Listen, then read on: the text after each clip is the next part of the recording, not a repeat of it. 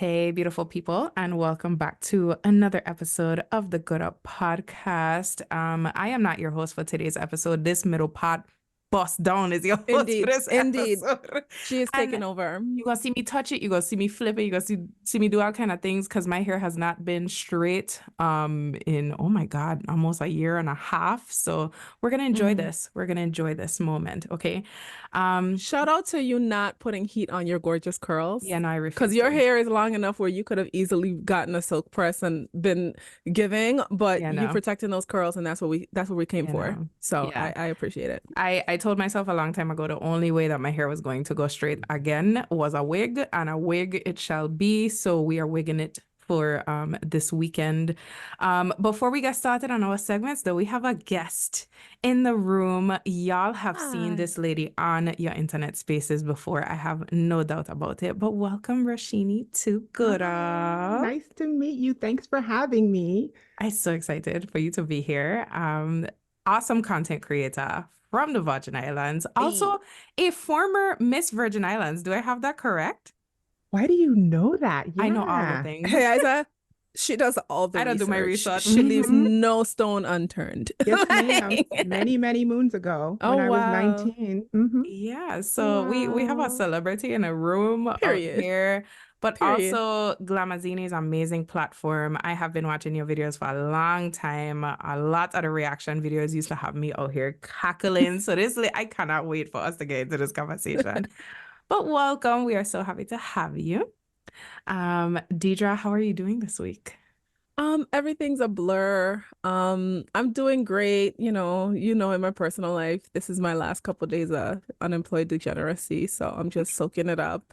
Um, I'm doing great. I can't complain at all. How about Yeah, you? it's funny because Deidre and I was on the phone the other day, and Deidre was like, this is like my last weekend of being an unemployed degenerate, and just said it so casually, like it was just a Because normal thing to say about yourself. Well, I mean, because it was the truth, you know. I moved to Georgia.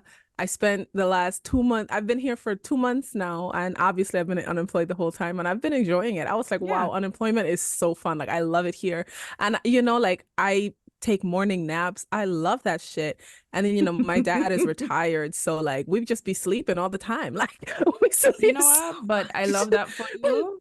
And like I said, your body needed to rest. A lot of us don't get 2 months to just Yeah, chill where we're also not stressed about where the next paycheck is coming from, when facts, bills are going to get facts. paid. So I think that was an absolute blessing. And shout out to your dad for that, for allowing you that space to do that. I'm good. Well, y'all know how we start the show. Each and every single week, we shout out people who were spotted being good up. And by spotted being good up, it means you did something nice, you look good, you just seem like a good person. There really is like no major qualification for it. You just were spotted Yeah, being good up. yeah. So Just be alive. yeah, And you just qualified. just be alive and let me think you good up. So my person being good up, I think I have already shouted this person out on the podcast before, but I'm going to shout out Monea again. Because since we started the season, Monea dropped a new music video. Monea has also been the subject of some interesting conversations as far as artistry in the Virgin Islands. And I just Mhm. came here to say that I will stand on my hill that Monea is the best, one of the most talented, most creative, most consistent artist that has come out of the Virgin Islands, and who is in the music scene right now. And Mhm. my hill have Wi-Fi. It has a very comfortable king size bed with a Wait, view. hold up. Is this your person being good up or the hill you dying on? Or are you Oh, combining the two? both. So That's I my was hill like, what? too. So Yeah. she's my person being good up, but I also will die on this hill. But I also have another hill I go. And I'm like, wait, hold on, I'm getting lost. Yeah, I wanted to affirm it. So, but Monet, if you're listening, you are my person being good up for this week. So, Deidre, before I start going in on the hills I died on, do you have a person that was spotted being good up? You know what? This is gonna be so random, but I don't care. The lady who braided my hair.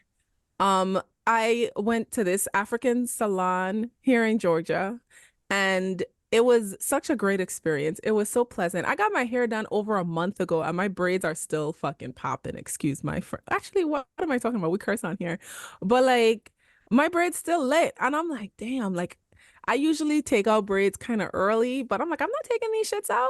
She was so professional. It was just so such a refreshing experience because I know in the last maybe decade, Instagram stylists have really been taking up space and kind of eradicating, if you will, or just really like, I feel like traditional stylists have become obsolete. Like going to a salon and getting like your hair washed and shit. It's like the girls are not washing hair anymore. Yeah, they don't do any of that. And the lady who braided my hair didn't have to wash my hair or anything, but I'm pretty sure she gave me the option, and I was like, no, girl, I already washed. Like, you're fine, because I'm so conditioned now by Instagram stylists to like come with like everything blow dried, washed. Don't bring your kids. Parted, like don't some eat. braiders charge a parting fee, like to do straight parts in your hair or something like that.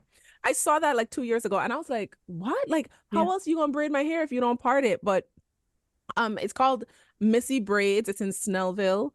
She's very professional. That lady braided my hair so fast. Like, she braided my hair in like 3 hours, and it was like a full head of like, these knotless braids. And I'm tall, so mid-back for me is still like, for me, mid-back is still long braids. So that's my person being good up, and I can't wait to go get my hair braided by her again. And the braids look good. Listen, still I'm telling you, a month in, and so I'm like, shout out to her. Like, I'm glad that within such a short time of being here, I found somebody, and my hair lit, and I didn't even have to bring hair or nothing. Like, she told me the price, she told me the time, and she was there. She was there on time. We need to do something about the Instagram stylist though, because like, I understand you trying to run your business and get your coin and do what you need to do, mama, but charging all these extra fees and you showing up 30 minutes late.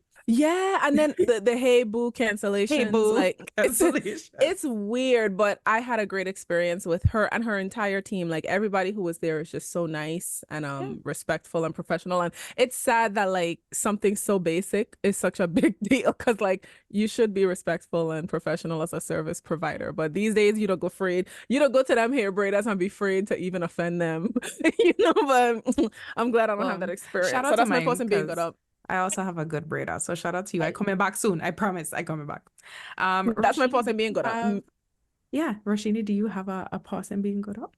And my thought for the good up was Beyonce. So the reason she's my good up is because she had the audacity to write the lyrics. The big ideas are buried here, and I can't get it out of my spirit.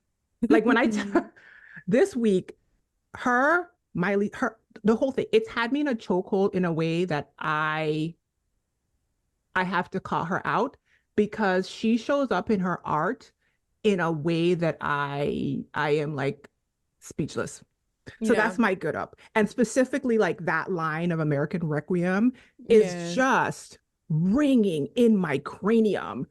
So I was like, oh, I have to pick somebody in real life, but no. Well, she is a person in real life. We just don't know her. Right. Like, she is absolutely a person.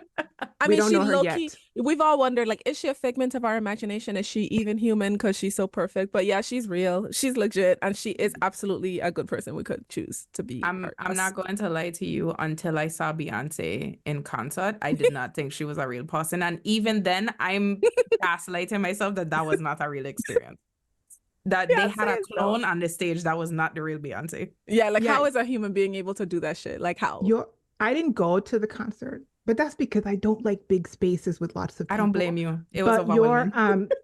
But your TikTok with the days, counting up to the days, that was so perfection. Fun, it was so Good. perfect. It was the highlight. Oh my gosh, don't get me started on that lady. Beyonce at this podcast could be your person being good up every week for the whole season. Like, and she absolutely could. And I almost made her my person being good up this week, but I'm glad I didn't, because you had the chance to do it. And it's because this week specifically, she has me in a chokehold. I cannot.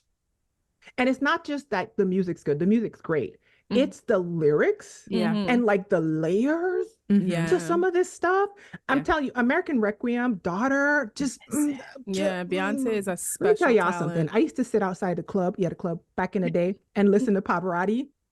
And my friends would tell me to stop because I was listening to opera outside the club before I went inside to shake it. And they used to mock me. Okay. When she busted out in Call Me a Ben in Daughter, I teared up. It felt so affirming. I was like, oh, okay, we out here now. Like, we like opera. that lady, I can't even. We did a reaction episode the night that the album came out, and we were like freaking out, and I've listened to that episode since then, and I'm not going to go too far into it because we have an episode to do. And Deidre and I, and now that we know you love this late, we will stay all day talking about Beyonce. And it'll end up being a Beyonce episode if we don't stop. Beyonce, we gonna put you on the side for now. The hill that we're dying on is our next segment. And yeah, I see Deidre still thinking about her hill. I can just go into my hill because my hill is actually related to Beyonce as well. Yeah. Oh, I have a hill. Go ahead. Now I remember. It's so funny you said it's related to Beyonce. Yeah. It reminded me of my actual hill from earlier that I told you I forgot. Okay. So go ahead, because I remember mine now. My hill is related to Beyonce. And when I say this, y'all, you know what? No, it's my hill. I'm going to stand on it. Yeah. I kind of don't want to share Beyonce with the white people who are now discovering how great Beyonce is. I don't. That's valid. And I love that for them. I do. I'm seeing my coworkers. My coworkers are actually coming to me knowing that I'm a very outward Beyonce fan and being like, I listened to her latest album and I really love it. And I get it. And I get that everybody ain't gonna jump onto the train at the same time. But I don't want to share her with them now. Because for me, I keep asking myself, what are you hearing now? I remember being so excited about her coming to Phoenix and sharing that with my coworkers, and my coworkers kind of being like, I guess. Like, just very dismissive. And now you running up to my desk like, oh my God, I love Levi's jeans. And I'm just like, good for you. That have nothing to do with me. So listen, the drag on Levi jeans though, the drag on that song, you know, I love that song. I love that song. Beautiful song. I love it. I'm not going.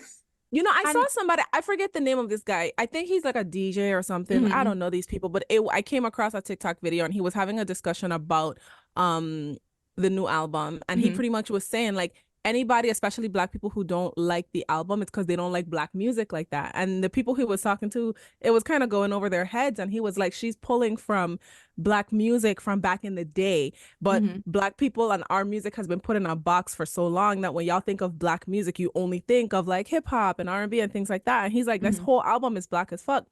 But he said something that I didn't even consider. He said she was very intentional about bringing Miley Cyrus and Post Malone on this album because they have played around with genres when they first went mainstream. Like Miley Cyrus went from being Hannah Montana to fooling around with hip hop, and then she was able to hop right back over to her genre. Nobody batted an eye.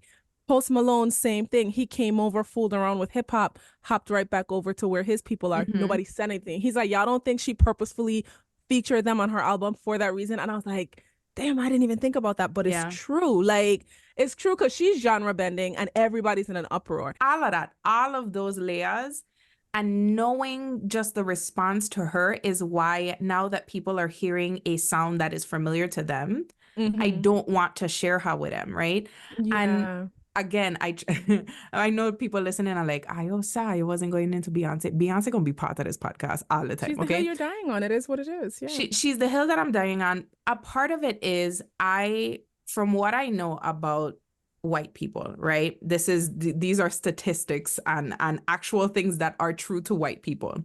They tend to not go outside of their own community. It's actually true about most people. We tend not to go outside of our own communities, the music that our communities listen to. Like, we stick within our root cultures. Black people tend not to, as we grow, we tend not to like confine ourselves to it in the way that white people do.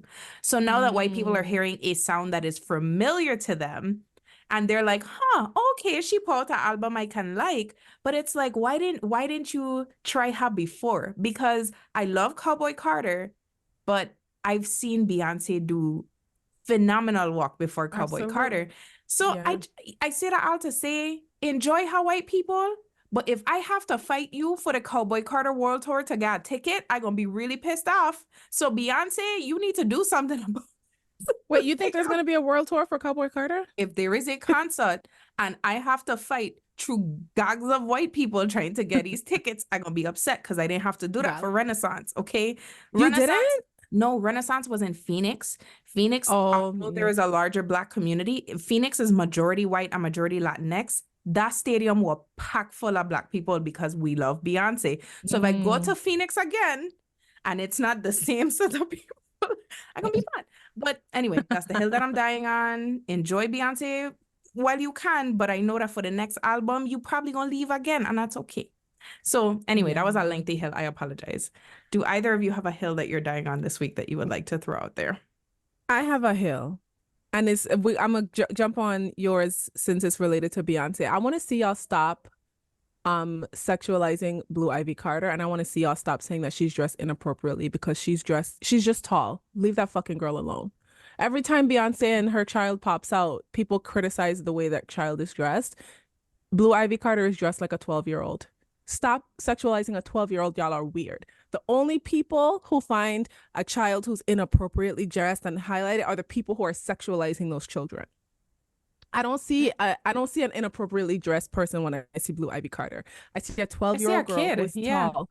I see a child. She's dressed the way 12-year-old girls dress. She's dressed the way. I have a question for you. Is this tall girl trauma? Like, did you have people sexualize you when you were younger? It's a little bit of both, but I see it every day where every time we see Blue on a red carpet with her mom or any place where Blue is in the public eye, you go in the comment section, there's people, especially women, which is really annoying, saying, that outfit's not appropriate for a 12-year-old. She looks too grown.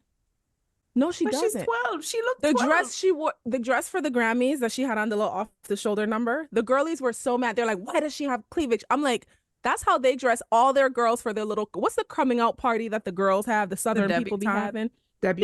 She looked like a debutante at the damn Grammys, but they were saying that she looked like inappropriate. I'm like, if you go to a debutante ball, all the girls have on a dress like what Blue Ivy has on right now. What are you talking about? I think people have an obsession with our child, and it started from when she was little, because remember they used to talk about her hair, and how her hair was unkempt and this and this and that. Like, look at her hair now. And it's I think it's little Black girls in general too, because the minute somebody sees a little Black girl who they feel is not like dressed quote unquote, they just like going in, and it's like they're little girls. You could tell us a little girl, like it's a little girl, leave the like child alone. She looks like how 12-year-olds look. Like there's nothing. Blue Ivy is not dressed inappropriately. Like she nothing. dresses like a Gen Z kid. But yeah, that's my hill. Blue Ivy is not dressed inappropriately.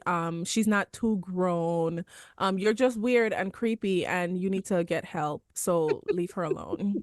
Weird, because I'm 6'1". I was 5'8" when I was 10. I grew up being called jailbait. I'm listening. Yeah. I also grew up as a dancer and a model, and I was intentionally made to dress very childlike so that my height wouldn't basically make me prey to the jailbait people. Right. So thank God we didn't have the internet back then, because I probably would have been dragged for filth. Okay. And ironically enough, my height and my build is why my mom kept me out of things like that. I didn't get the chance to be in dance class or anything. My mom didn't let me participate in any activities like that because she was afraid of predators. That's why I asked you if it was tall girl trauma, because I heard a little bass in your voice, and I was like, ooh, no, because I get I know where she's coming from. And that's the thing, because Blue Ivy, like when she stands next to her mom, she's like the same height as her mom, if not taller than her mom. Blue Ivy is very tall, and she's only 12. She's gonna get much taller, you know. The girl is beautiful. The girl is talented, and she's we don't know this child. We don't know her. Her parents are right there. Julius is right there, and I know Julius is Beyonce's bodyguard. So if Julius doing his job and taking it seriously, you don't think Beyonce got an even stronger guard for her daughter? Yeah. Blue Ivy is fine. How about you worry about your niece who's not safe around somebody in your fucking family, and don't worry about them people. And that is Deidre's hill, ladies. That's the hill I'm dying on. I'm sorry, that was a lot. Okay, now I'm done. Roshini, do you have a hill that you're dying on this week? Okay, I'm going to say my hill very quickly. I already shared it with you guys before this. So we have had a week or two where the internet has been dragging Amanda Seales by her ovaries, like to and fro, and specifically like Black media. And I followed Amanda on Instagram last year because I am late. I'm tardy to the party, as they used to say. And I just watched Insecure last year. Okay. And I went and listen, let me tell y'all something. One thing about me is I know I be out here on the internet, but I also be not. I can pretend like I know what people are talking about without ever indulging in the social thing. There's so many things that I have not partaked in, just whatever. So anyway, I finally sat down. I've been insecure. I was like, yeah. Followed all the people, thought they were amazing. A bunch of them wouldn't talk about nothing, so I unfollowed them. Okay, that's fine. I still follow a few of them. I still follow Amanda. Why? Because something about Amanda felt, I don't know, I just something about her. So I found out later that she's West Indian. She has like West Indian heritage. And I was like, Guyanese, I oh, think. that's what it is. I was like, oh, that's what I'm feeling. That's why I feel drawn to her. And recently, everybody dragging this woman all over the internet. And I still can't figure out why they're dragging her all over the internet. People keep bringing up likability. People, she got on her Instagram last week before last, and basically said thanks to all her followers, because if it wasn't for her followers, she would feel like she wasn't really putting anything of value out into the world. And somehow media organizations decided to start writing think pieces about her. And like I told y'all before, people are dragging J-Lo with receipts.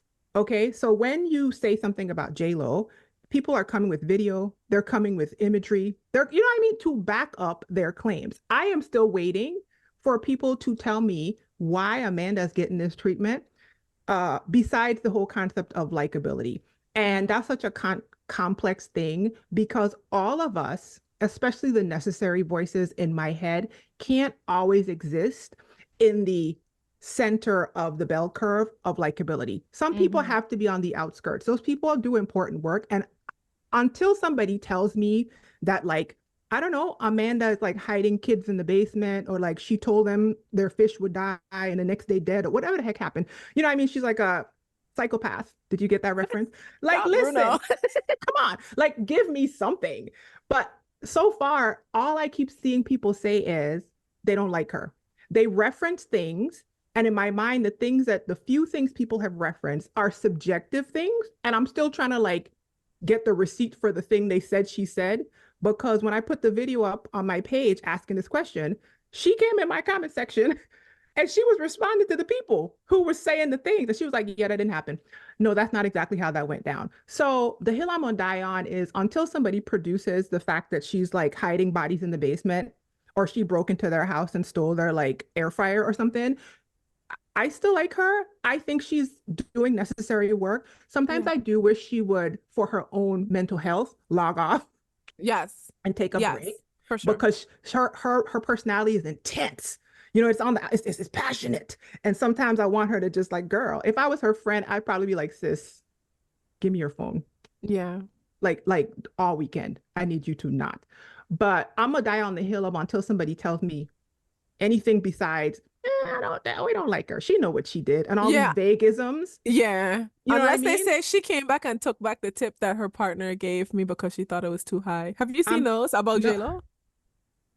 No, I haven't seen that. I've seen the dancers. I've seen the people who went to school with her. I've seen so much stuff. I've come across the people in food and beverage who have served her, and they said that she has literally, when her and Ben Affleck have gone, apparently there's multiple people who work in food and beverage and in casinos in Vegas who said there was a time, and this was before this time that they got married, back in the day, like they went to like a couple casinos, and Ben Affleck is a generous tipper, and when she would find out how much he tipped servers, she would go back to them and demand that they return the tip, because she felt, and multiple people said, oh yeah, it was really weird, like J-Lo kind of came back and wanted me to give back the tip that Ben. Did you see the one with Natasha Ramos saying that she's the voice on Jenny from the Block? Jenny from the Block, yeah. I'm not surprised. Well, Ashanti is the voice of a good amount of the songs J-Lo did when she was genre bending and doing cosplaying as a Black girl. I have always said that I like her albums, but I always say, like, I love the people who sing on J-Lo albums.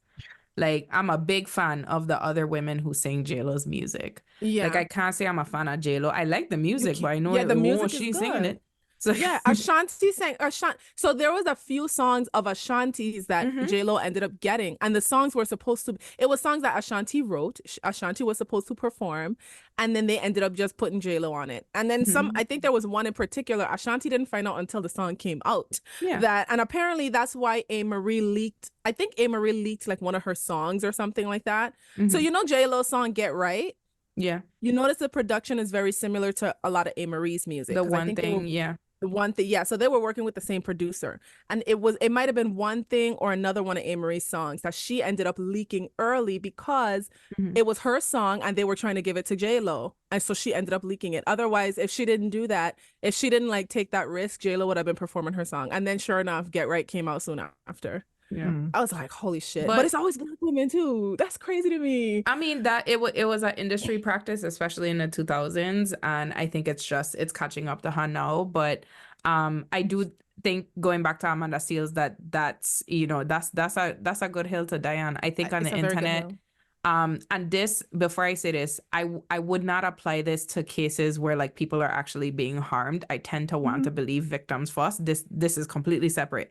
But when it comes to deciding that we just don't like somebody, not to like somebody, a lot of people will be like, oh, they said this and they feel this way about that. And I'm always like, but I follow that person. I don't remember seeing that. So Yeah. Exactly. Today, somebody said to me, you notice that she's always the victim. And I'm like, Yeah. okay, I am very objective. I've only been following this woman on her page for a year.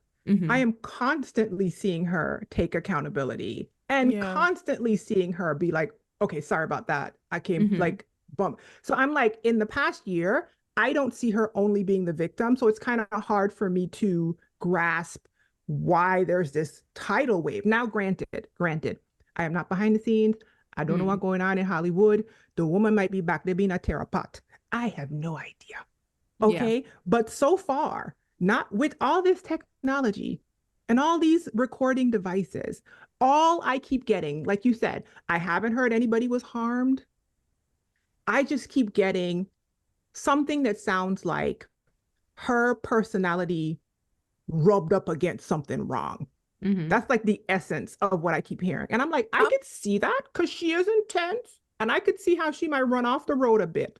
Okay. But I like people spicy. I like people with a little kick to them because I always feel like I prefer people like that because I don't have to guess if you're a fake version of you. So I kind of like people with a little bit more like picante in their personality. You know what I mean? Seriously, I'm drawn to that kind of personality. So that's probably why, to me, I like her because I feel like I'm getting a real human being. Yeah. Right? I want to add something and it's going to feel like a reach, but just let me cook. I believe that, and ironically enough, because she's not a dark-skinned woman, but I do believe that colorism and white supremacy is a factor in why so many people don't like her. It's usually Black people who don't really like her because they expect different from a woman who looks like Amanda. Amanda's personality, they attribute that to dark-skinned Black women. They expect that if Amanda Seales was dark-skinned, they wouldn't be surprised by her behavior.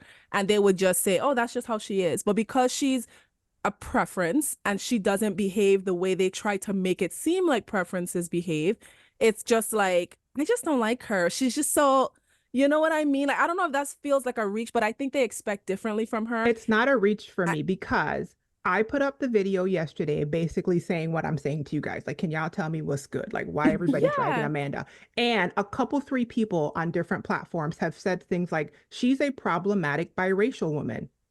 To which my response is, what does that mean? What does problematic mean? Yeah. What does that mean? Biracial have to do with it? And then somebody came below and said she's not biracial, she's Black. And in my mind, I'm like, especially being a person from the Virgin Islands, especially being a person from the Caribbean, I know that I personally interact with race a little bit different than a Black American. Like, we interact with race a little bit different because Amanda is giving very much my family members. So I mean, but so. And then somebody on the other platform said something kind of in the same ballpark, Deidre. They were like, something about colorism with her, that she was blocking dark-skinned women at some point for something. And Amanda, she coming in hot. She don't care who comment. She came below the person's comment and said that did not happen. That did not happen. She was like, that did not happen. And I was like, well, yeah, so I don't believe that. That doesn't sound like it aligns with any. She's never given that vibe ever. And there's an essence of something that you're saying in there too, because in my mind, I'm like, what does that have to do with the question I asked? How do we get to the woman's melanin levels? Yeah, I've never heard of that. And also, she doesn't work in spaces where I've never seen Amanda in a space where it's an opportunity that a dark-skinned woman could have had, if that makes sense. But I genuinely believe that people are they're put off by the energy that she puts out because they don't expect a woman who looks like her to behave the way she behaves. And I think they need to admit that to themselves. Look at her character that she played on Insecure. The character that she played on Insecure is what they expect from a woman who looks like Amanda Seales. Listen, And when that's I why she was followed her, cast I for had that no role. idea that that's Yeah, what I was getting. exactly. I Mhm. followed her based off of her rendition in Insecure. I Yeah. got on that woman's page and I was like, And she's the what going polar on here? opposite. I literally was like, what going on here? And then I was like, I kind of like This it though. So let's Yes. And that's why they don't like her, because they expect Tiffany. They expect a woman who behaves like Tiffany, and they don't get that. And it's like, I just think it's really tired and weird. Yeah. And it's just, and to call her a problematic biracial is really fucked up, because that lady is constantly fighting for Black people. She's like constantly fighting for Black people. And then for black people to turn around and call her a problematic biracial, that's so weird and It gross. was strange to me, and I did ask for clarification. I haven't gotten it yet, but if I do, I'll just listen. I'm just trying to understand. I have seen a lot of that conversation. Me personally, I don't follow Amanda Seales, and the reason I don't follow Amanda Seales is I don't like people yelling at me all the time. She And I does yell a feel lot. It's hard for she me. don't be She yells yelling a at her lot. content. I like very peaceful content. I don't want to get on the This is internet what I and you do though. Same thing. I mute some people. I take a Yeah. break from some of the yelly people. There's Mhm. somebody who I've been following for years, and I had to mute them and take a break because they are like a persecutory, screamy church woman, and I Mhm. love her. She's great. I'm not gonna say who she is. You know what I'm talking about? They like yell at you. Mhm. You gonna do this Jesus thing or else. Yeah. And I was Oh my like, it's too much. God. So I've I'm not taken like gonna. a 4 month break from her content, and I just Mhm. came back. So I can totally get that. Yeah. Yeah. I just I knew that it wasn't for me, and I wasn't going to follow, but it didn't turn from, okay, this is not for me, to this is why I don't like this part. Like, it's not her personally. I don't have anything against Mhm. her, because Mhm. I just don't want she yelling at me. She's passionate. She supports Palestine. She does Yeah, all her that. style. Good for her. I just don't want her yelling at me. That is a good hill to die on. Shout out to Amanda It's a very good Seales. one. I hope that they come back to you with some of the actual evidence for why Hello. we ain't supposed to like this lady. And Hello. yeah. So for those of you wondering what the episode topic is about today, so there is a generational difference between us and between Roshini. We were joking about this before we start recording. I had a hard time believing that Roshini was Gen X. I followed her for a long time, and when I messaged her about this episode, I had to make sure. I was like, are you Gen X? Like, me ain't trying to offend you, mama, because the skin is giving millennial. Okay. Yeah. The Period. youth of the face and the hair and the personality is given millennial, but she's actually Gen X. And I thought it was important because we don't get to have these conversations often, to my knowledge, between generations, between millennial women and Gen X. I wish I could have guessed somebody who was Gen Z on the episode, and maybe that's a future episode for us to have. But there's a lot that we could learn from each other, and that's what this podcast is all about. So I wanted to start by asking you, Roshini, you're in your 40s. You were telling us, it is prime time. What would you say is the best part, or has been the best part, about your 40s? Oh, okay. So you know how people say that old people say whatever they want? Mhm. You start to, I don't even want to say I've lost my F's to give, but it's almost like a rebirth happening where I am realizing that this thing ends in a way that I've never realized it before. And I've lived a life where I could realize it because I had a lot of death early on in my life, but like peers are passing away, parents are passing away, things are very tangible. Mhm. And I have began in a way that I didn't even know was possible, shedding my facade, like the not the predicted, the version of me that people say I'm supposed to be. Mhm. That's been the best part of the 40s. Now, granted, the 40s has been all pandemicked up. And like I told y'all at the beginning of this, time is a social construct. In my mind, I just turned 40, and like the pandemic slingshot me through this decade. So that's been very disorienting. The only good part about that is I know everybody had the same experience, so I'm not the Yeah. only disoriented by their age right now. But yeah, there's this thing happening right now. And you know what? And the pandemic added to that. The experience I'm telling you, the pandemic almost like accelerated this feeling of like, oh, I don't have to be this thing. Does that make sense? Yeah. I can like show up as me. Yeah. It's been the best part of this ride. I love what you said about the pandemic, specifically because I think that's a part of the pandemic we don't talk about. The fact that it was 3 to 4 years of our life that just like literally in a flash flew by, and years that were extremely traumatic for many of us, especially communities of color. So then you look up and the wall opening up again, and it's kind of like, oh, I'm this age now. Yeah. I don't feel the way that I thought I was going to feel going into blank age. What do I do with myself now? But also, I just watched It's like we millions of all people missed die. developmental stages. Yeah, we Yeah. all missed developmental stages. We That's what it did. feels like. It feels like people think based off of my age, which is 47, about to be 48 next month, which is astonishing to me. I cannot believe that, but it is what it is. Okay. Yeah. Based off of my age, I have been socialized to believe that I'm supposed to be like developmentally something. Cause I don't know what it is, y'all, because I'm breathing on 50's neck. I literally feel like I just turned 40 because pre-pandemic, I had just turned 40, right? I was pre-40. So it's like we all had this, I call it the slingshot. We all had this developmental jump where we came out, all of us. I have a son, this happened. People who missed their graduation, their prom, this happened. People in their 20s. There's like developmental chunks of our lives That's gone. that we all sat in a house doing Zoom calls. And then we were just thrown out into the world. And it's like, be a 37-year-old. Be a 48-year-old. What? No, legit, because I was 29. I had just turned 29 a month before they actually did the lockdown, before they actually started the quarantine.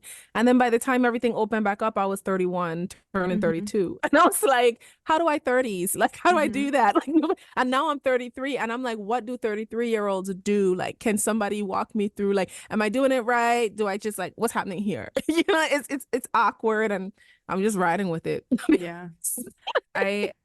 Same thing. I went into the pandemic in my late 20s. I am very much into astrology, same as Deidre. So I was beginning my Saturn return, which is like that point in your life where all of a sudden everything you thought you like don't make sense anymore.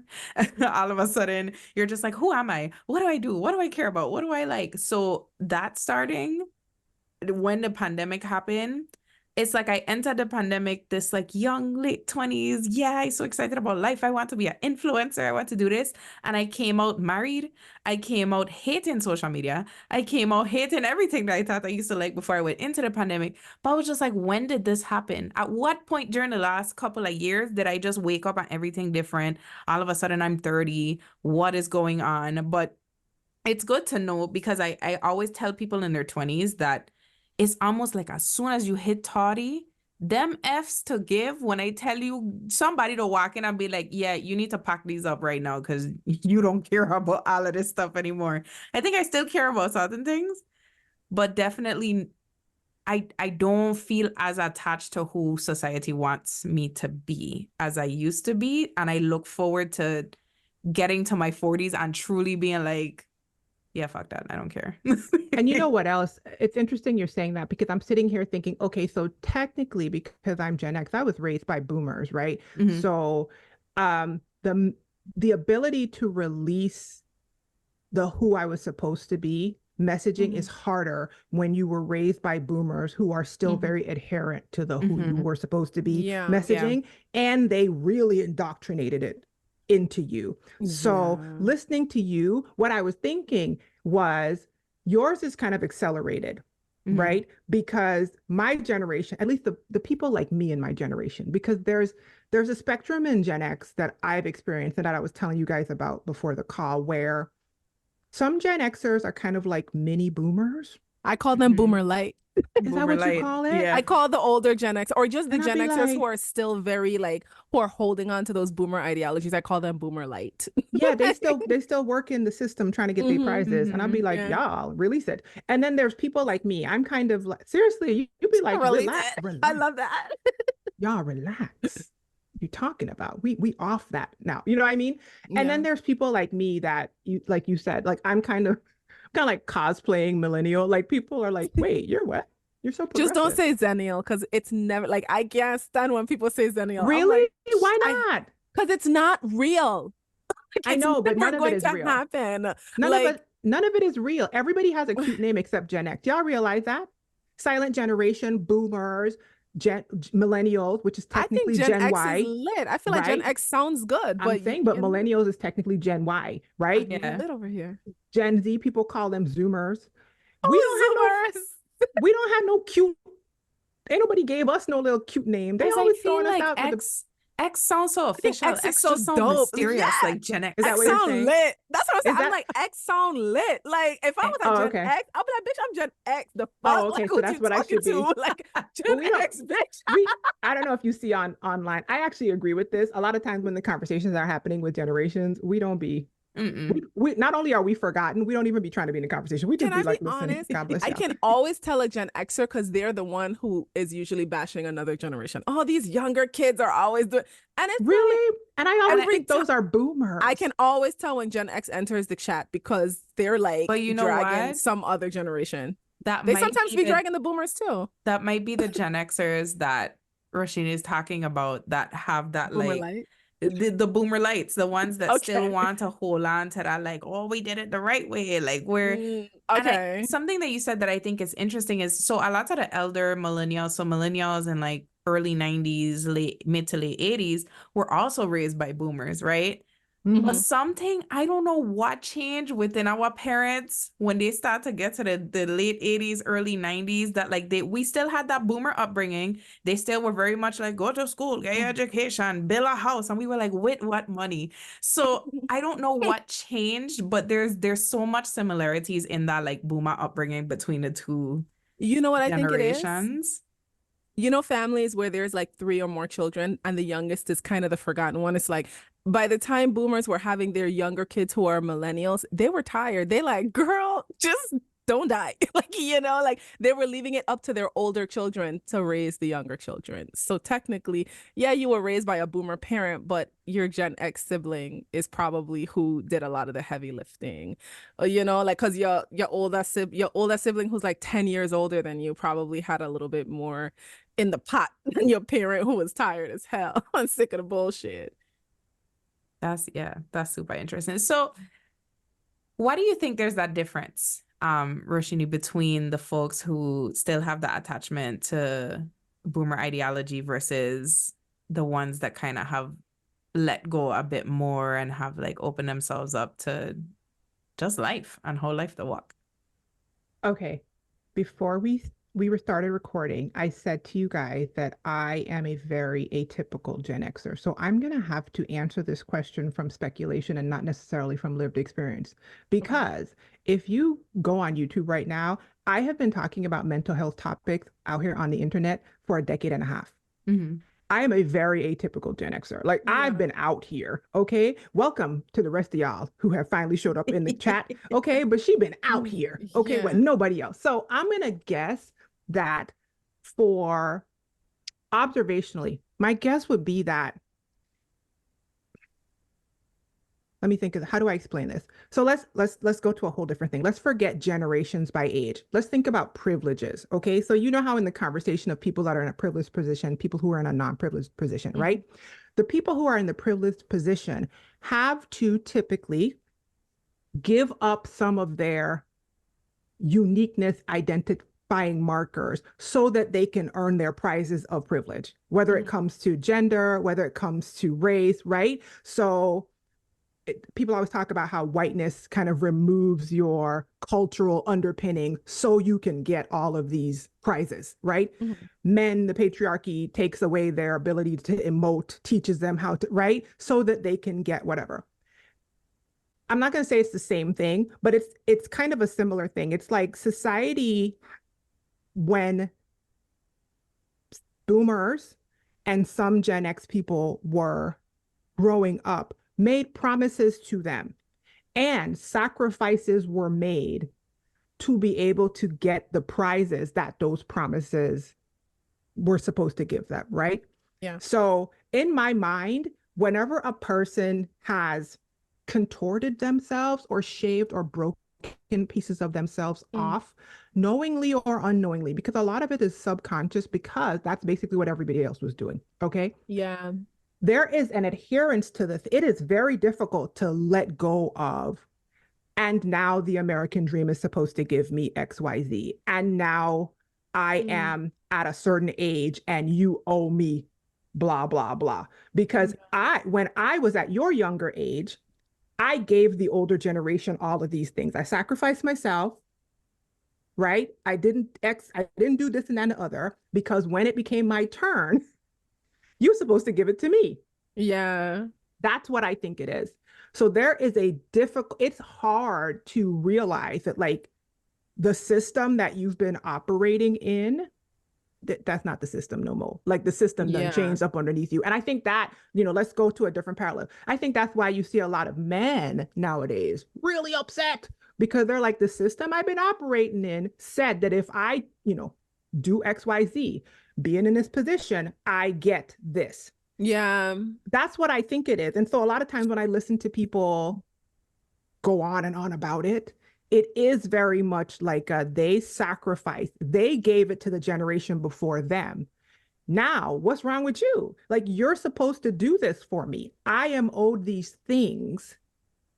I've done my time. You know what I mean? Does that make sense? It makes a lot of sense. And it's either like anger. There's a lot of like anger, ire, directing of the pain toward the generation that they see as selfish, this, that, and the other, which honestly, if they stood back and like went to a therapist, you know what I mean? They would realize that what they probably are feeling is envy and sorrow for the fact that they didn't get to show up in their 20s or their 30s like that. That's what I think it is. It's exactly what it is. I literally, what you just described, I was just talking about this on my TikTok, because I was talking about the fact that, and again, some random Gen Xer entered a chat and tried to drag like Gen Z women. And I was like, oh, you know what it was? A Gen Xer said something kind of rude to that's what it was. It was this girl, these British people, but this one woman was interviewing this girl who I guess is like a known prostitute or something like that. The prostitute is like 18. The interviewer is most likely in her like 30s, right? And the interviewer is very condescending. And the girl wasn't taking it. Like, the girl who was being interviewed, she really wasn't tolerating it. She was kind of being very rude. But she was giving back to that interviewer what was being given to her. Because at the end of the day, like, you could put as much glitter as you want on shit, it's still shit. So you can be condescending and all of this and say it politely, you're still being rude, right? So the girl was just kind of matching her energy. And the girl told her like, oh, you're jealous of me. And the interviewer, because she thinks she's better than this girl for being a proud prostitute, was like, oh, what am I jealous of? And the girl was like, you're jealous that I still have my youth. And, people was real upset about that. But on my TikTok, I stitched that video because I'm like, when we get comfortable acknowledging that we are indeed sometimes jealous of the generation after us, we'll live an easier life. Because I'm like, you may not be jealous of this prostitute, but you are jealous of this girl who's comfortable owning who she is, even though it's something that shame would usually be associated with. And this is something we spoke about on the podcast before, about how sometimes older women are jealous of like fat women of our generation who are like, I'm fat, what can I do about it? Like, I'm not going to be miserable because I'm fat. But older women of other generations, they spent their whole lives trying not to be fat, So I love that you brought that up, because it's true. Yeah, I saw that clip. I know exactly what you're talking about. And it's a complex thing to think through. And vulnerable emotions are hard, especially for generations where vulnerable emotions were not modeled and were not cultivated and did not have safe spaces to learn what to do with vulnerable emotions, including me. I did not have an example for a lot of the stuff. A lot of people ask me how I got this way, and I'm like, I don't know. This is just natural gifting. This must be some kind of divine intervention, because when I tell you, wasn't nobody doing it in my face, okay? But it is easier to be upset at someone without even identifying that you're upset at them for bucking a system that you are adhering to. It is easier to do that than to sit with the fact that the system is changing and there are people out here living in a way that you wouldn't have been able to, whatever your experience of it was, sexually, like sex positive, you know, like you said, fat body, you know, body out. Okay, fupa fupa. They just out living their best life, looking good too. And you know good and full well that there's no way you could have gotten away with that. It's hard to process that things are changing, like right up underneath you. Yeah. And that there is a deep envy, but even more so a deep sorrow for what you lost. Feeling like you didn't get it, and that almost wondering, like, if I were as courageous as them, could I have had it? There's like a thing you have to process. So I don't think a lot of people can go there. If I'm being honestly, I always make the differentiation between intention and capacity, because I had to free myself. Okay, sometimes where I'd be like, sometimes people are being intentional, but sometimes they just don't have the ability to do a thing. Okay. I think some people in older generations have displayed a consistent lack of capacity to experience certain things. And that's sad to say, but I'm gonna say it. Okay. So like, am I saying something that people are gonna do? No, they gotta go to therapy. Okay. This is a muscle that they've never developed. This is something that like people in your generation and on have gotten practice doing. And one of the things that I always like to, let me just say this for Gen Xers, because I love millennials, but let me just say this. I just told y'all, I'm wearing a shirt that says, go see a therapist. Okay. I've been out here telling people to go to therapy for, listen, I've been out here promoting it for years. And people always talk about how progressive millennials are. And I'm like, y'all are welcome, because there are progressive Gen Xers like me who've been out here getting dragged for filth out in these internet streets when it was just me. And people were calling me crazy. I don't need to go to a therapist. You know what I mean? And now the fact that people can talk so freely, I kind of take a little responsibility for that. Y'all welcome. Okay. Cause some of us had to start this thing off and like talk freely. That is not a common thing though. So hopefully that makes sense. And that's what I think it is. I think that's the foundational pain point that people keep hitting into. That clip that you talked about with the interviewer, she knew she was wrong. She came at that girl. She was being so nasty to that girl. And I don't like the way she was speaking to that girl. Like, she was coming at her sideways. You are talking to this woman. You know exactly what her profession is when she sits down. Why? There's no shame. You don't have any shame. There's no shame. And I was just about to say that. You don't have any shame. And that was the thing. She was so upset that this girl was like, no, I'm not. I don't have shame. Like, what's the point? Like, I don't have shame. But and also even you chose to interview her because she doesn't have shame. That was so behind what's the happening? choice. You're trying to beat shame into her when it's never gonna happen. Like, and again, it goes back to and this is where she got triggered, because the girl said like, hey, like, my stuff is done in the light, yours is done in the dark. You probably used to be getting bent over in the alley after the club. like, and that lady got up and walked away from the interview after that girl said that. But you see what I'm saying? It's like, listen, if you watch that interview as an example, when you watch the dynamic, even though the way that the young girl said it to me, even I was like, I feel like I caught a stray. Because she said my age. She was like, you're probably 48. And I was like, how do I get into this? That girl was dragging. No, honestly, that girl brought up any age that was a day over her, because she brought up the 30-year-olds too. And I was like, she brought up the 30-year-olds too. And I was like, girl, leave us alone. Hello, leave us alone. I'm sitting here minding my business. I'm actually on your side. But why catch a stray? Okay, but anyway, because you are an anomaly, and most of the women in your age group are like that interviewer. But the dynamic between the two of them was a bubbling to the surface of an actual conversation that can't be had yet, which is, yes, when you are growing up and having your young years currently, there is a level of freedom and liberty in certain spaces that was not experienced by people that came before you. Yeah. And that is just that's just part and parcel of aging. I think every generation has that experience, right? So like, the people who don't understand that and expect every generation to have the same experience are typically the most upset ones. But if you just see that the dynamic has to happen, like, no matter, in the Virgin Islands, you know how people say, tis come did I come, right? Like, when you get older, you'll understand this, right? This thing that you don't understand right now, when you get older, you're going to understand it, okay? I'm Gen X now. I'm my generation now. y'all are going to be my generation later. There's stuff y'all are doing right now that y'all think is perfectly fine, just like we thought it was perfectly fine. And 10 years from now, Gen Alpha going to be dragging y'all for filth.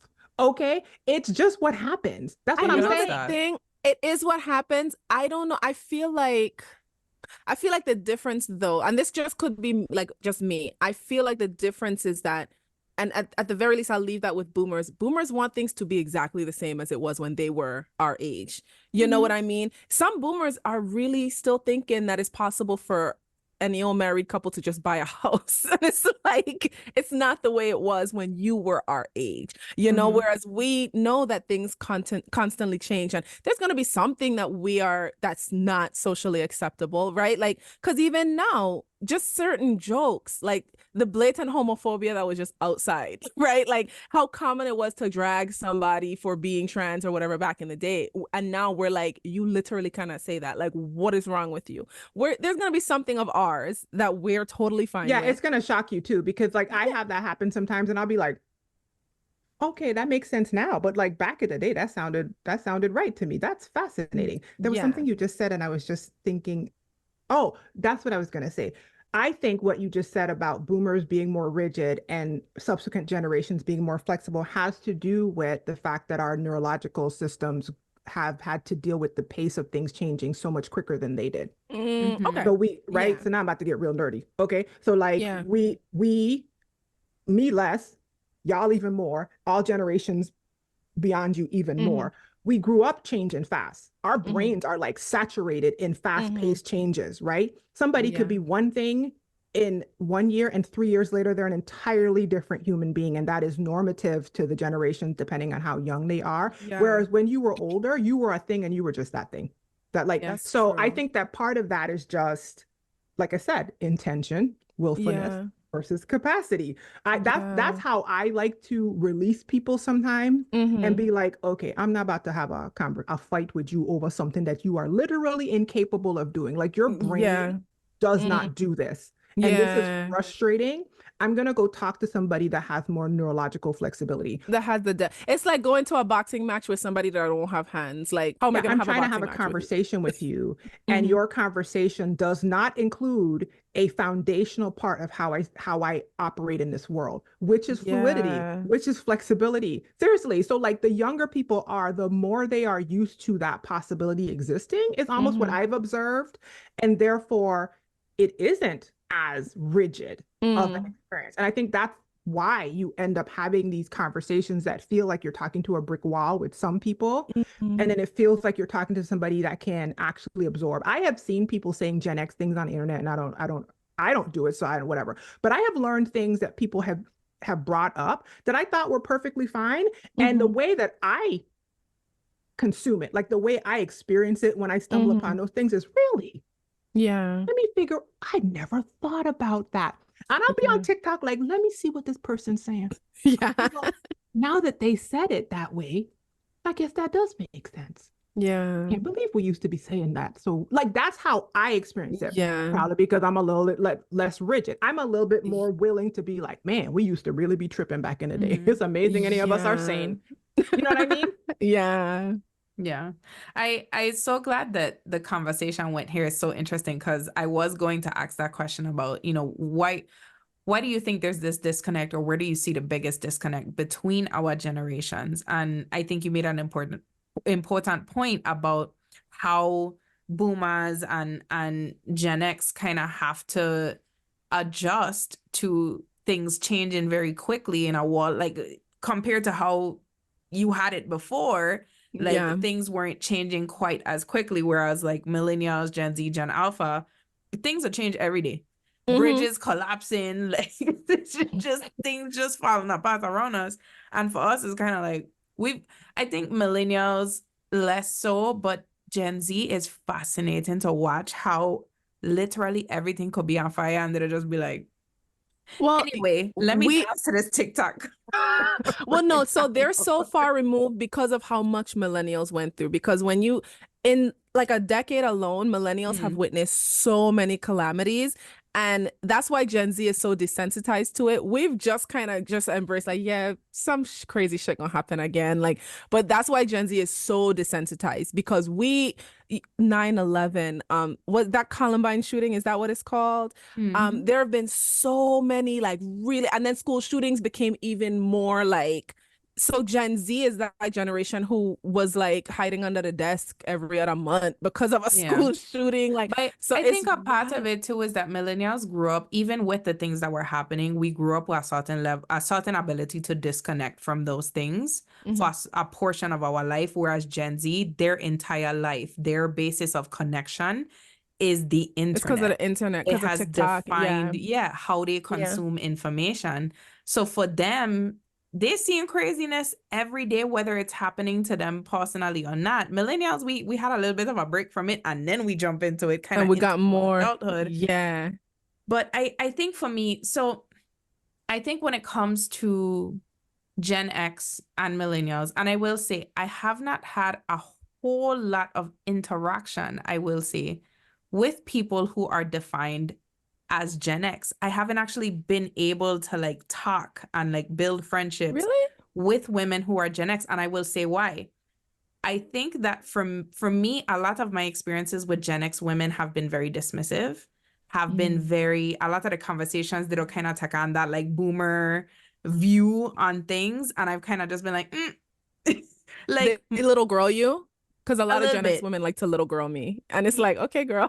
Like, okay. So that's a part of it. A lot of my aunts Mhm. are Gen X. A lot of the women who like if I was coming into like for my sorority, for example, when I joined my sorority, a lot of the current like alumni members are Gen X, and their view was like, little girl, you don't know nothing. Like, don't talk to me. You're cute. You what, 29? That's fine. Whatever. Like, so I just used to be like, I just walk in.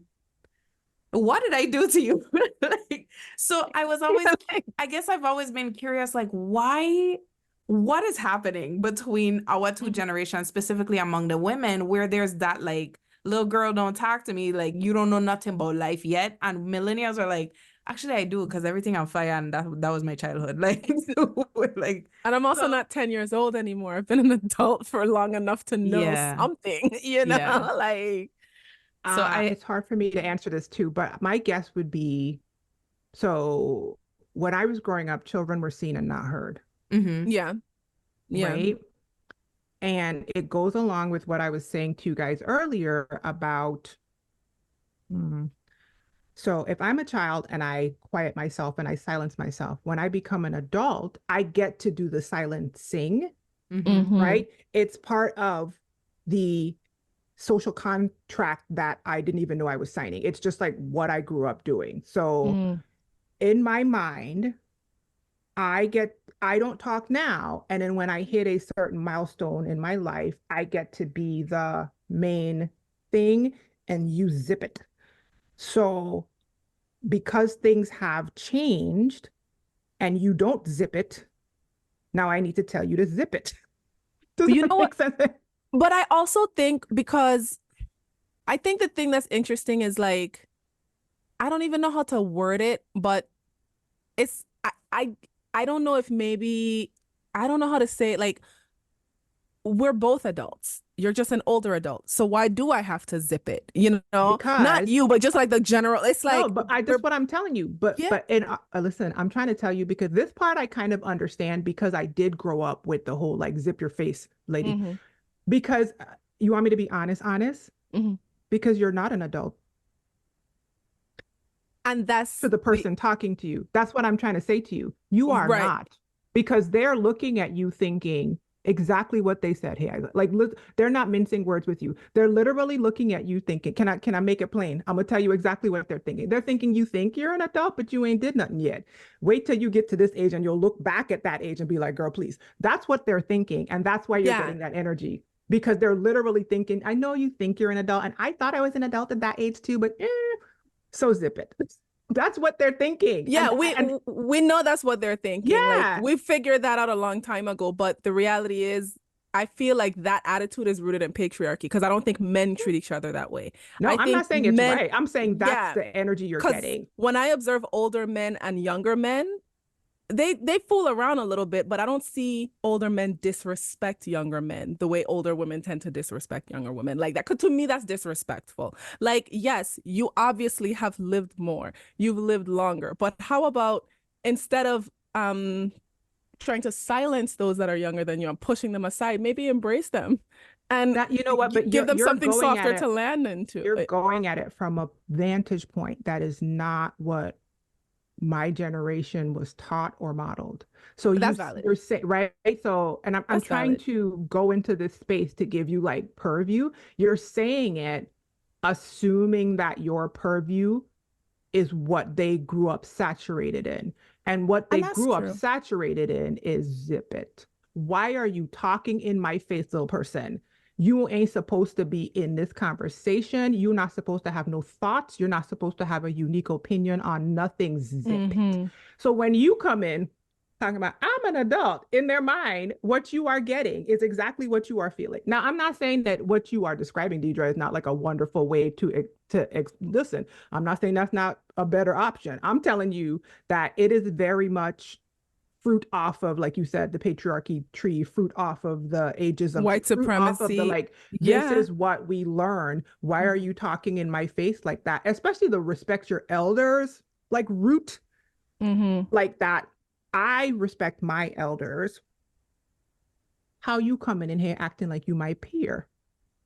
It's that. That's literally what you're getting. And Right. it's like a grinding against the shifting winds of how people show up in the world nowadays. It's true. And that there is no requirement for somebody just because they're younger than you to zip it when technically they kind of are your peer. It's right. Just an entirely different lens. When I tell you it's a different lens. So I'm not saying this to be great, but I'm just telling you, I know that lens because I was raised on the other side of that lens. I don't know why. Like I told y'all, I must have hit my head or something. Something about me. I am always like startled at people's ages. Like when we were talking, remember at the beginning when you said when you were born, and I was like, oh, yeah.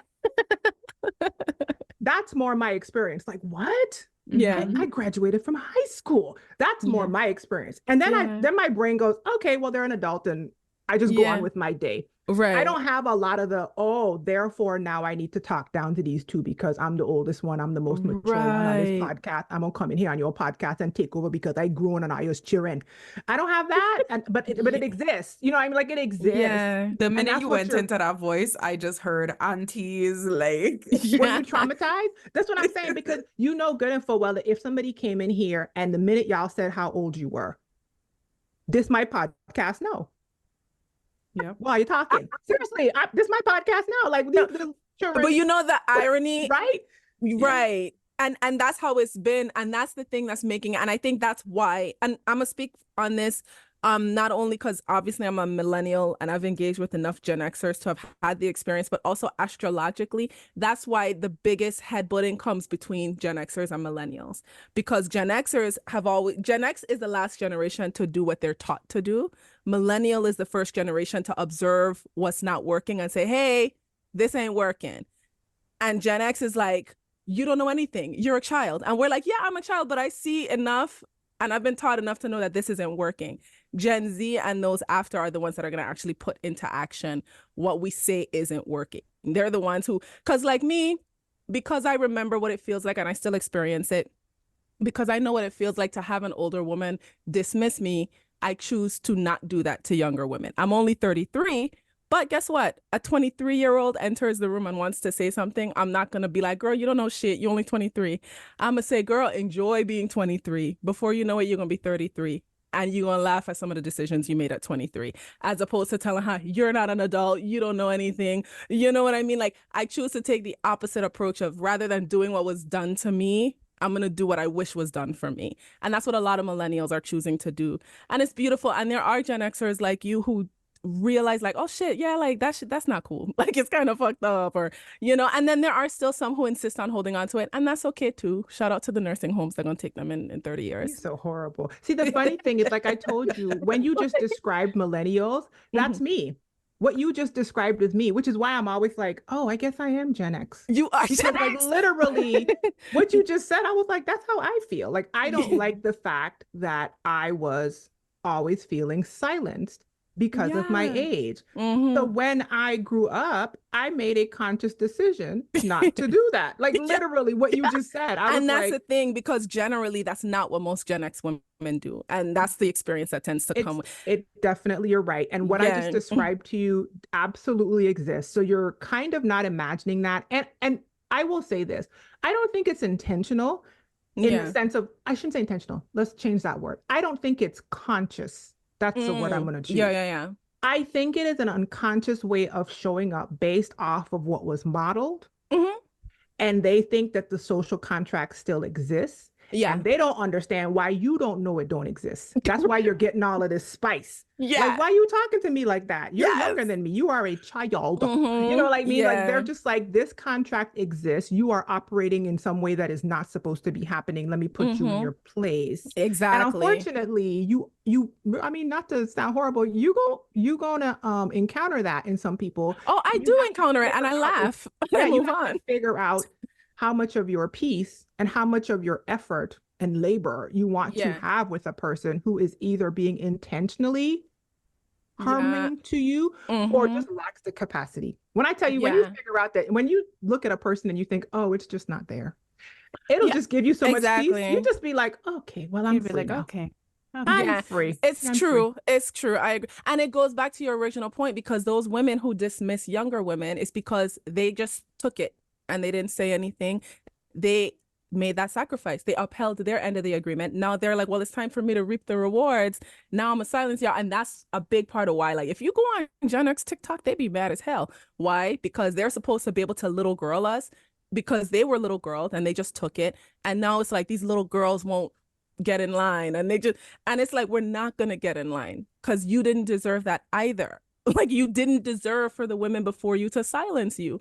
I think that there's so much people can learn if they just listen to each other. Like, there is a lot of wisdom in the experiences of even boomers. I'm gonna say boomers, even though myself personally, I have like some boomer trauma. So this is me saying it in like a hopeful, like trying to be my higher self way, and not like in a lived experience way. Because like, what the hell? But I'm gonna give them the benefit of the doubt, although they've given me a lot of doubt. Okay. But I think if we all could listen beyond our pain, there could be a through line of information going between people who have been here longer on the planet and people who are newer to this thing and they have innovative ideas. You can't be as innovative as a young person when you're old, unless you keep exposing yourself to young minds. It's physiologically kind of hard to do because your brain is becoming more set in its ways and rigid. It's harder to do because of cultural, like I said, modeling, the whole thing. Maybe one of the things that y'all read on me when y'all are like, how old are you? Is what you're reading is energetically. I be talking to everybody. I want to hear what everybody's saying. Young people got something to say to me, and everybody say something, because I'm trying to win out here. So let me figure this thing out. So I think that that's part of it. And that's what I was trying to say earlier. There's a lot of pain in all of the experiences, but specifically on the older generation's part, it is difficult. I will say this. When the older you get, the more you get to, what's the word? You get to watch your regrets happen in front of your face and make decisions. So in the space of youth, there's this experience where everything is in front of you and you might not consciously contemplate that you might regret something, right? Because everything feels like a possibility. It's like this wide open book. You hit this part of your life where you start looking at your life and you're like, oh, and then like regrets start happening. And I think that decision point is where you see a lot of pain in people, because some people veer off into like being upset, complaining, throwing their ire at the younger generation for all the reasons that I already said. And they never stop and think, I'm still alive. Yes. Girl, you sitting here mad, hot as fish. Vex. You know what I mean? Girl, you hot as fish grease, but you're alive. You're still alive. So live. Yeah. Like, But And like, then you get to have more discernment, and you could still do all the shit that you still have if you're time, do it watching a young now. person do it, guess what? You're watching them, which Yeah. means you can do it. Yep. Now, is it always going to be easier for you? No, because ageism, because all ism. But listen, And your knees, you know, our your knees knees. definitely. Listen, let me tell y'all something. The way I used to live in the club. Hello. y'all want to talk about crazy stuff that happens to you when you're old? I'm gonna switch out. I'm gonna come back in. One time I was down. We used to sleep until 12. Don't happen no more. Just Listen. One time I was downstairs at a party we were having in my house, and I squat down to do something, and my nephew, who's in his 20s, gonna say, auntie, I hope you could get up from there. Oh, what a ass. That was the day I realized that this little boy thought my knees didn't work no more. So I just stood up and he looked at me, he started applauding. And I was like, oh my God, I must be old, because he looked at me and announced that I was supposed to be stuck.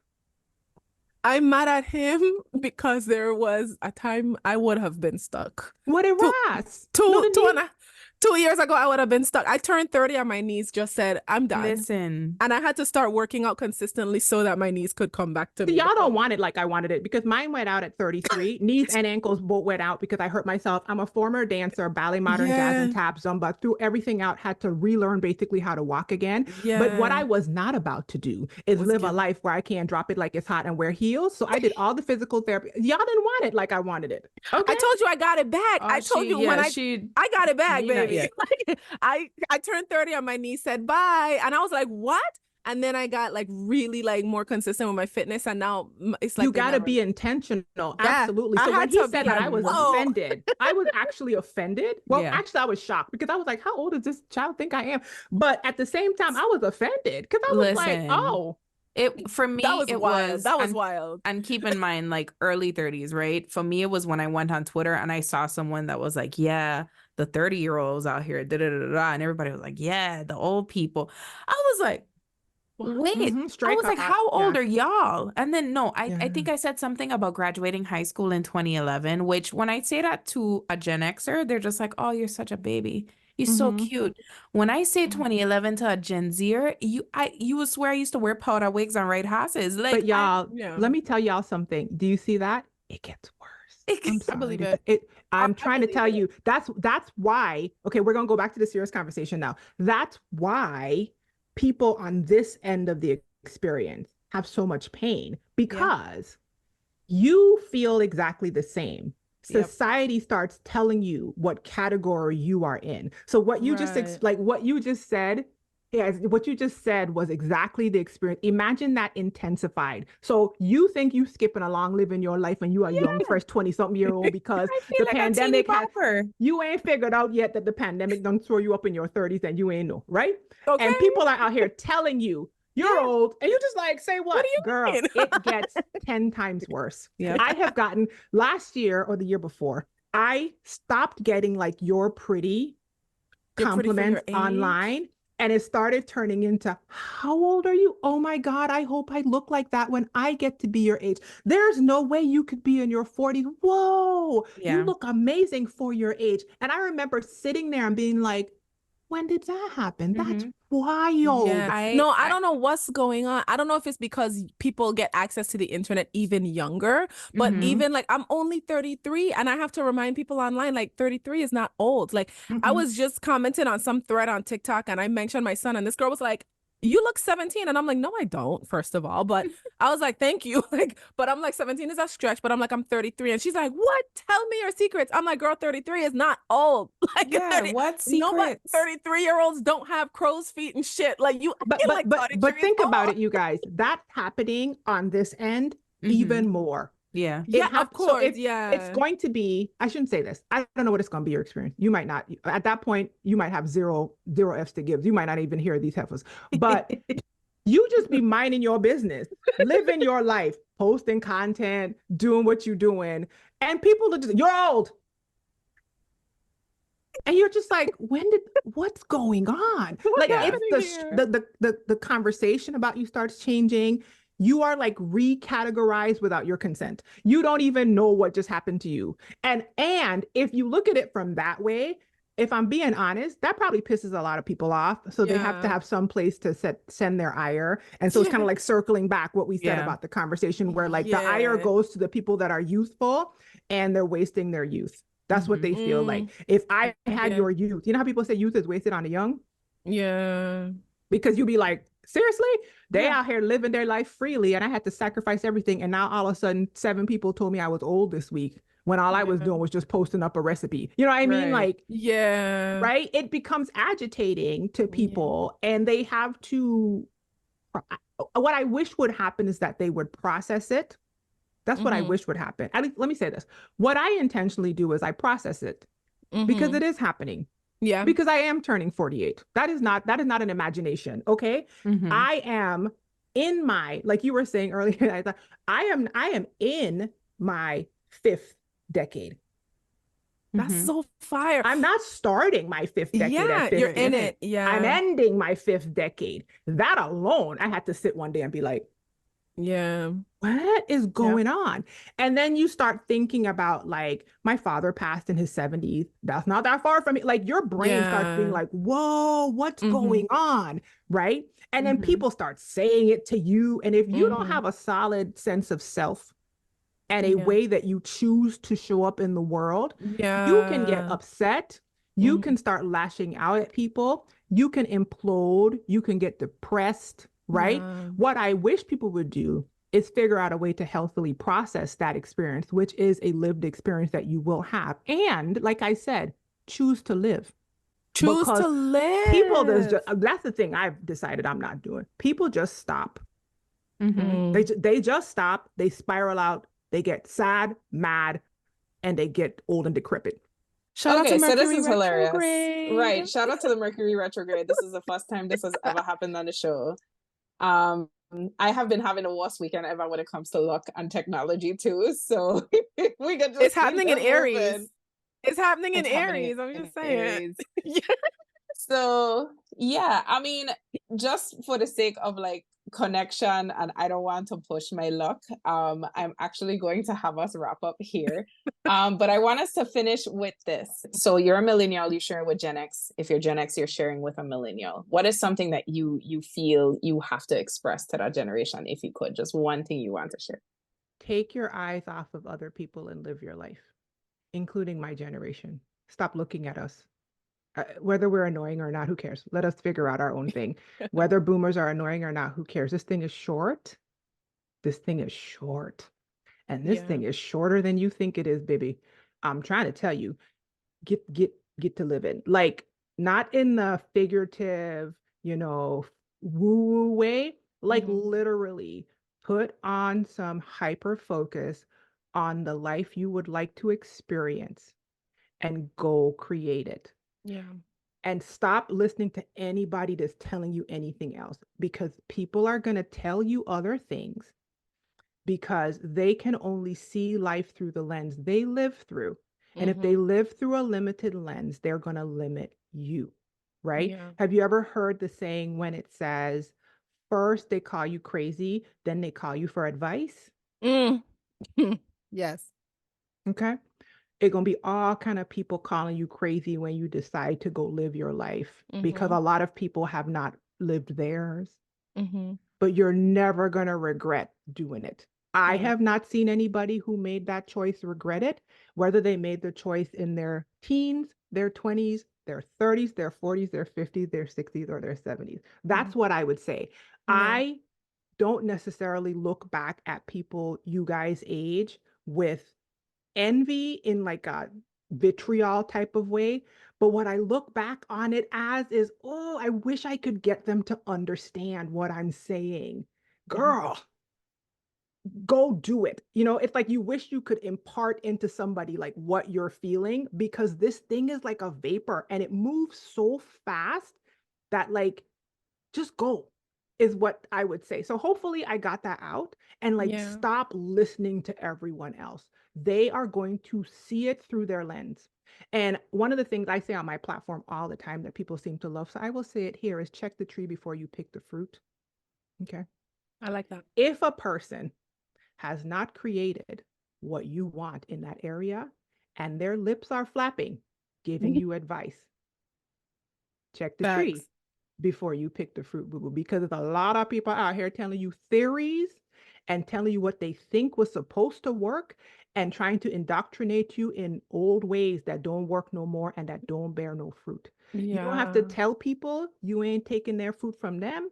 You just do what my old pastor said, God rest her soul. You just wink at the wall and just go about your business, okay? I'm serious. People Yeah. tell you a lot of stuff. And Yeah. look, check the tree.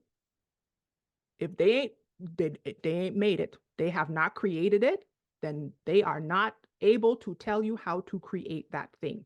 Yeah. They're gonna mess up your life. Stop listening to them. Seriously. Yeah. It's true. That's it. That's what I got.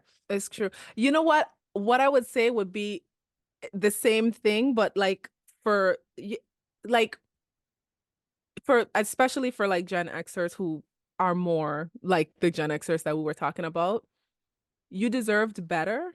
You were scammed. Your life is yours.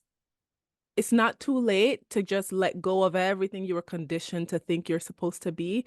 Learn yourself, master yourself, and fuck everybody else. Literally, even the women, the people in general, not even just women, but the people younger than you who you feel, are doing too much or need to get in line, they're fighting for you too. They're fighting because you deserved better. And they're fighting so they can get better. But unfortunately, you didn't get it then. You can get it now. You don't have to be what you were told to be. Figure out who you are. Learn yourself, love yourself. You are the moment. That's it. That's all. That's the message. Love it. I think for me, it's less of a lesson that I want to impart on Gen X. I think it's more of an ask. I would like to see us having these conversations more often.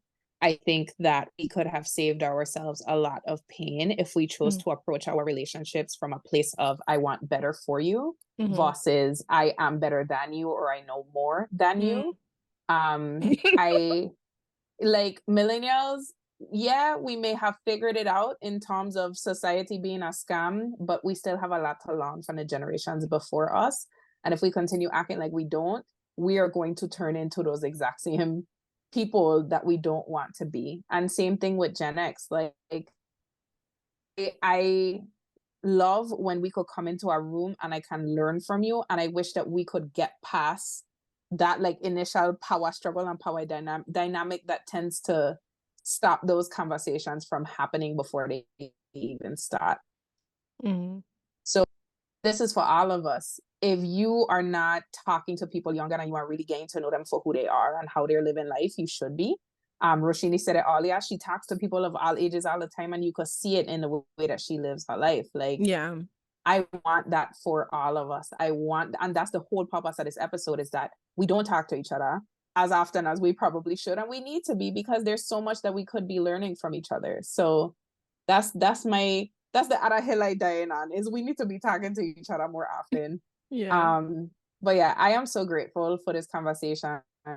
We are very grateful to have you. You brought so much to this conversation, and this conversation wouldn't be able to happen without you. So thank you.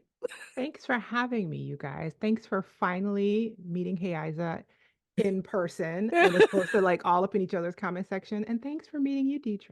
It was amazing. It's a pleasure. Thank you for being on here. And Deidre, tell the people and bye. Bye. The Good Up Podcast is sponsored by the Virgin Islands Lottery. This podcast is Virgin Islands hosted and produced by Deidre Ritter and Hey Isa Quinones Ivory. Follow us on all social media platforms at Good Up Pod.